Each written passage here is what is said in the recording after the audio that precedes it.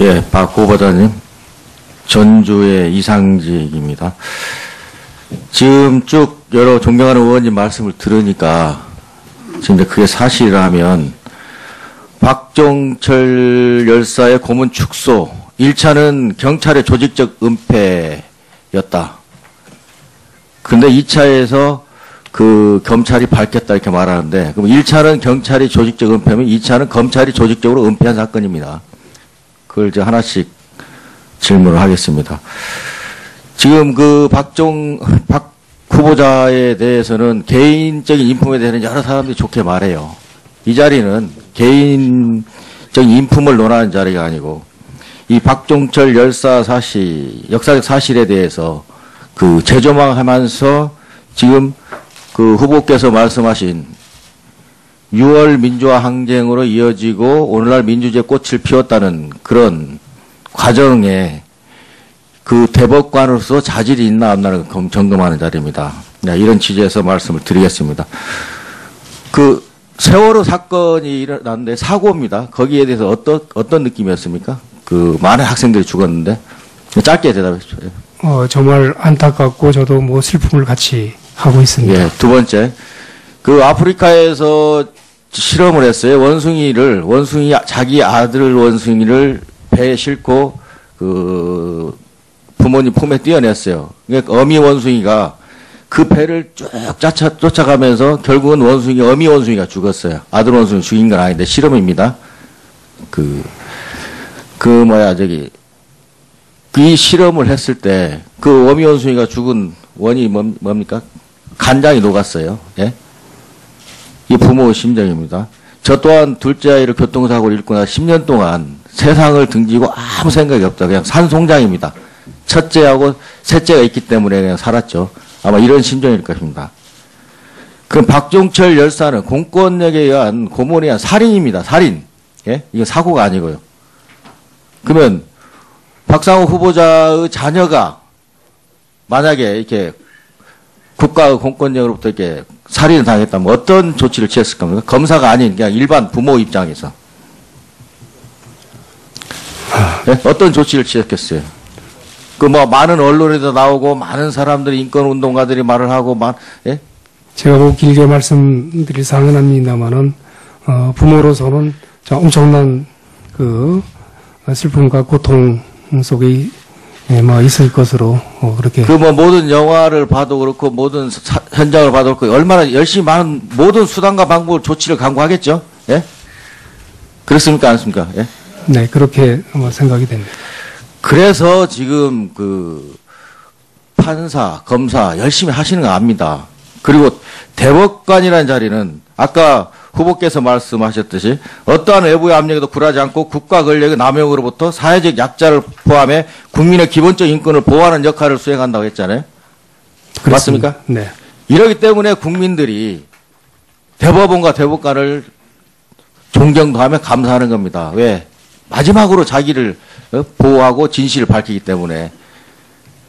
이런 경찰이 조직적으로 하는 것에 대해서 은폐한 것에 밝히지 못했어요. 1차에. 예? 맞습니까? 네, 결과적으로 못 발표했습니다. 그럼 실력이 안 되는 거 아닙니까? 자질이.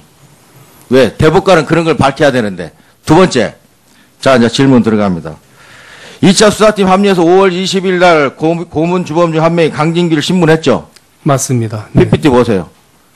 강진기 피고인 신문 조서 중에 작성자 검사 박상호, 조한경 피고인이 실제로는 박종철을 붙잡거나 밀어넣는 행동을 하지 않고 이 세 사람의 박군을 혼내주라는 지시를 한 바 있으면 저는 욕조 위에 올라가 있습니다. 자, 다음 거 보세요.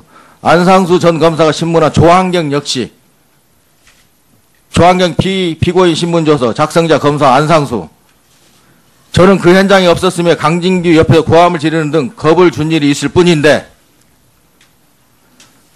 말하자면 황정웅, 방금권, 이정호 세 명이 물공을 하고 있을 때 조한경이는 지시를 했고 강진규는 욕조에 올라가서 손도 안 댔다는 거예요. 그러니까 말하자면 종범이에요. 종범. 주범이 아니죠. 예? 맞죠? 네, 말씀드리겠습니다. 예. 이 조서가. 그 조서가 내용이 사실인 것으로 기억이 납니다. 저 조서에 의하면은 당초에는 강진규, 조한경 두 사람이 물고문 행위를 했는데 이제 3월 초에 저희가 안 것도 바로 이 진술입니다. 자기네들은 손도 안 댔다. 그리고 조한경 경관장 손이 안 댔다. 이게 조선 맞죠? 예, 맞습니다. 그런 것이 그 소위 양심 선언이라고 하는 5월 20일 처음 조사 때 그러니까 밝혔다는 거죠? 맞습니다. 자, 그래, 예, 그렇게 진술한 것이 맞습니다. 질문 듣고 말하세요. 그러니까. 예, 그렇습니다. 자, 그 밝혔다고 떳떳이 말하는데 그럼 다음 PPT 보세요. 조한경의 처 김모 씨 진술 조서, 작성자 검사 박상호. 고문한 당사자들은 괴로워야 하겠지만 나는 떳떳하게 법정에 투쟁하겠다고 말해야 했다. 조한경 또 그 앞에서 자기는 그 자리에 있지 않았다 하면서 별일이 없을 거라고 하였다. 집사람한테 말하는 겁니다. 아내한테. 남편은 검사에게 사실대로 안상수 검사를 말하는 겁니다. 기다려보라고 하였습니다.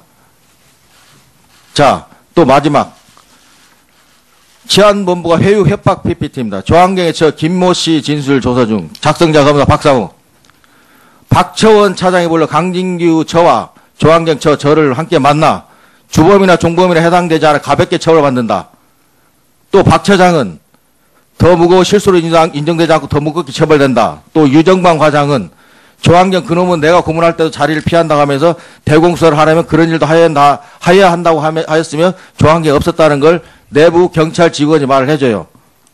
그리고 박정원 차장이 면회를 와서 형량 문제와 생활 대책 문제로 1억 원 든 통장을 보여줬다. 남편이 처한테 말해요. 그리고 실제로 위로금 이사비 생활비 명목으로 3,130만 원이 준 내용이 나와요. 강진규 가족에도 똑같이 줬어요. 그렇죠?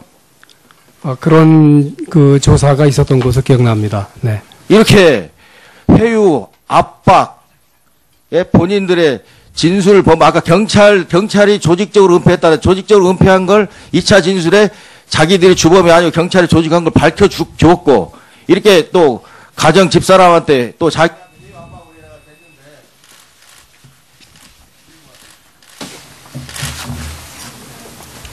이거는 추가 다음에 떳떳이 밝혔다 이렇게 국민들 앞에서 말하는 마무리하시죠. 자, 그럼 여기에 대해서 2차 방송이기 때문에 1분 뭐 답변을 하겠습니다.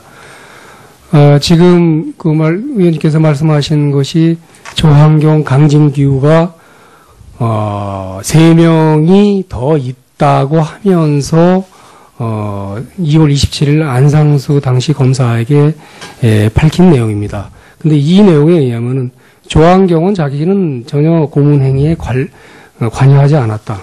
강진규는 자기는 소리만 질렀다라는 내용입니다. 그러면 위원님이 말씀하신 이 사람들은 종범 내지 경우에 따라서는 범죄 공범이 안 될 수도 있다는 그런 취지의 주장이었습니다. 당시 안상수 검사나 그 뒤에 저도 그런 얘기를 듣고 사실 이런 기소한 다음에 범죄자들이 나는 안 했습니다라고 주장하는 경우가 또 드물지 않게 있습니다. 이런 경우 두 사람들은 자기가 책임이 없거나 경미하다는 취지였고 실제 5월 20일 말씀하시는 조서 저희가 피의자 신문조사 받을 때 그렇게 진술을 했습니다. 당시 저희로서는 본인들이 어떻게 얘기하든지 간에 3명이 더 관련돼 있다고 하는 진술이 받는 것이 중요했기 때문에 일단 진술을 받았습니다. 나중에 그날부터 그날 5월 21일까지 저희가 집중 조사해 보면 사실은 조한경은 고문하는 내내 그 조사하고 있는 구호실 방을 떠난 사실이 없는 것으로 밝혀졌습니다. 강진규는 소리만 지르는 것이 아니라 본인이 머리 누르고 적극적으로 가담한 사실이 나중에 확정된 사실로 밝혀졌습니다. 이 사실 자체도 요 진술 조사도 이 사람들이 계속 진술을 바꾸는 과정의 하나라고 말씀드릴 수 있습니다. 네, 작성자 검사 박상호. 조한경 피고인이 실제로는 박정철을 붙잡거나 밀어넣는 행동을 하지 않고 이 세 사람의 박군을 혼내주라는 지시를 한 바 있으면 저는 욕조 위에 올라가 있습니다. 자, 다음 거 보세요. 안상수 전 검사가 신문한 조한경 역시 조한경 피고인 신문조서 작성자 검사 안상수. 저는 그 현장에 없었으며 강진규 옆에서 고함을 지르는 등 겁을 준 일이 있을 뿐인데 말하자면 황정웅, 방금권, 이정호 3명이 물공을 하고 있을 때 조한경이는 지시를 했고 강진규는 욕조 올라가서 손도 안 댔다는 거예요. 그러니까 말하자면 종범이에요, 종범. 주범이 아니죠? 예? 맞죠? 네, 말씀드리겠습니다. 예. 이 조서가. 그 조서가 내용이 사실인 것으로 기억이 납니다. 저 조서에 의하면은 당초에는 강진규, 조한경 두 사람이 예, 물고문 행위를 했는데 이제 3월 초에 저희가 안 것도 바로 이 진술입니다. 자기네들은 손도 안 댔다. 그리고 조한경 경찰장 손이 안 댔다. 이게 조서 맞죠? 예, 맞습니다. 그런 것이 그 소위 양심선언이라고 하는 5월 20일 처음 정말 안타깝고 저도 뭐 슬픔을 같이 하고 있습니다. 예, 두 번째. 그 아프리카에서 실험을 했어요. 자기 아들 원숭이를 배에 싣고 그 부모님 품에 띄어냈어요. 그러니까 어미 원숭이가 그 배를 쭉 쫓아가면서 결국은 어미 원숭이가 죽었어요. 아들 원숭이 죽인 건 아닌데 실험입니다. 이 실험을 했을 때 그 어미 원숭이가 죽은 원인이 뭡니까? 간장이 녹았어요. 예? 이 부모의 심정입니다.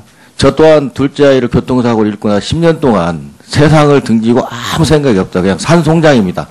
첫째하고 셋째가 있기 때문에 그냥 살았죠. 아마 이런 심정일 것입니다. 그럼 박종철 열사는 공권력에 의한 고문에 의한 살인입니다. 살인. 예? 이거 사고가 아니고요. 그러면 박상호 후보자의 자녀가 만약에 이렇게 국가의 공권력으로부터 이렇게 살인을 당했다면 어떤 조치를 취했을 겁니까? 검사가 아닌 그냥 일반 부모 입장에서. 네? 어떤 조치를 취했겠어요? 많은 언론에도 나오고 많은 사람들이 인권운동가들이 말을 하고 예? 제가 뭐 길게 말씀드릴 사항은 아닙니다만은 부모로서는 엄청난 그 슬픔과 고통 속에 있을 것으로 그렇게. 모든 영화를 봐도 그렇고 모든 현장을 봐도 그렇고 얼마나 열심히 많은 모든 수단과 방법을 조치를 강구하겠죠. 예? 그렇습니까, 않습니까? 예? 네, 그렇게 생각이 됩니다. 그래서 지금 판사, 검사 열심히 하시는 거 압니다. 그리고 대법관이라는 자리는 아까 후보께서 말씀하셨듯이 어떠한 외부의 압력에도 굴하지 않고 국가 권력의 남용으로부터 사회적 약자를 포함해 국민의 기본적 인권을 보호하는 역할을 수행한다고 했잖아요. 그렇습니다. 맞습니까? 네. 이러기 때문에 국민들이 대법원과 대법관을 존경도 하며 감사하는 겁니다. 왜? 마지막으로 자기를 보호하고 진실을 밝히기 때문에. 이런 경찰이 조직적으로 하는 것에 대해서 은폐한 것에 밝히지 못했어요. 1차에. 예? 맞습니까? 네, 결과적으로 못 발표했습니다. 그럼 실력이 안 되는 거 아닙니까? 자질이. 왜? 대법관은 그런 걸 밝혀야 되는데. 두 번째. 자, 이제 질문 들어갑니다. 2차 수사팀 합류해서 5월 20일 날 고문 주범 중 한 명이 강진규를 신문했죠? 맞습니다. 네. PPT 보세요. 강진규 피고인 신문 조서 중에 조사 때 밝혔다는 거죠? 맞습니다. 자, 그래. 예, 그렇게 진술한 것이 맞습니다. 질문 듣고 말하세요. 그러니까. 예, 그렇습니다. 자, 밝혔다고 떳떳이 말하는데 그럼 다음 PPT 보세요. 조한경의 첫 김모 씨 진술 조서, 작성자 검사 박상호. 고문한 당사자들은 괴로워야 하겠지만 나는 떳떳하게 법정에 투쟁하겠다고 말해야 했다. 조한경 또 그 앞에서 자기는 그 자리에 있지 않았다 하면서 별일이 없을 거라고 하였다. 집사람한테 말하는 겁니다. 아내한테. 남편은 검사에게 사실대로 완상수 검사를 말하는 겁니다. 기다려보라고 하였습니다. 자, 또 마지막. 치안본부가 회유 협박 PPT입니다. 조한경의 저 김모 씨 진술 조서 중 작성자 검사 박상호. 박처원 차장이 불러 강진규 저와 조한경 저를 함께 만나 주범이나 종범이나 해당되지 않아 가볍게 처벌받는다. 또 박 처장은 더 무거워 실수로 인정되지 않고 더 무겁게 처벌된다. 또 유정방 과장은 조한경 그놈은 내가 고문할 때도 자리를 피한다고 하면서 대공수사를 하려면 그런 일도 하여야 한다고 하였으며 조한경이 없었다는 걸 내부 경찰 직원이 말을 해줘요. 그리고 박정원 차장이 면회를 와서 형량 문제와 생활 대책 문제로 1억 원 든 통장을 보여줬다. 남편이 저한테 말해요. 그리고 실제로 위로금 이사비 생활비 명목으로 3,130. 예, 박 후보자님.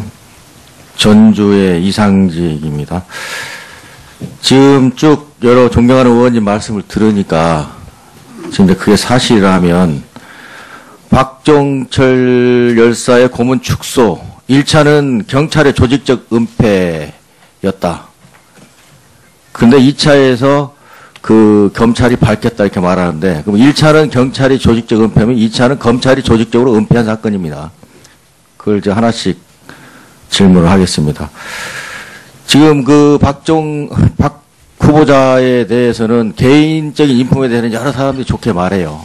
이 자리는 개인적인 인품을 논하는 자리가 아니고, 이 박종철 열사 사실, 역사적 사실에 대해서 그 재조망하면서 지금 그 후보께서 말씀하신 6월 민주화 항쟁으로 이어지고 오늘날 민주주의의 꽃을 피웠다는 그런 과정에 그 대법관으로서 자질이 있나 없나를 점검하는 자리입니다. 네, 이런 취지에서 말씀을 드리겠습니다. 그 세월호 사건이 일어났는데 사고입니다. 거기에 대해서 어떤 느낌이었습니까? 그 많은 학생들이 죽었는데 짧게 대답해 주세요.